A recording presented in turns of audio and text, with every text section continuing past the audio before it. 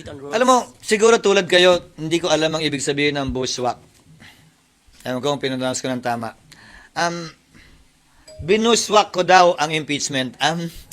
Tinignan ko sa diksyonaryo, ibig sabihin ng bushwhack. Attack by surprise from a hidden place.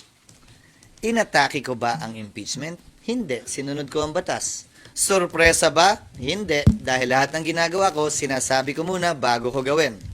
Pangatlo, mula sa tagong lugar, bahagi ng trabaho ko bilang tagapangulo ng Senado at bahagi ng 19th Congress na pagpasahan ito sang-ayon sa approval o assent ng aming mga kasamahan. Ang mas tanong ko ay, parang kami yata yung binuswak niya. Ako at ang Senado. Tinira kami at kinampihan ang Kongreso imbis na ang institusyon na kinabilangan niya. Kinampihan ang impeachment. Hindi ko alam kung bakit na pinangungunahan ng Kamara at ni Speaker Romualdez. Imbis na galangin ang kasalukuyang Senado,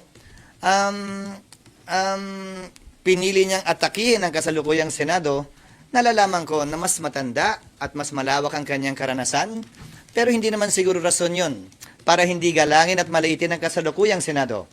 I look forward to welcoming him in the 20th Congress.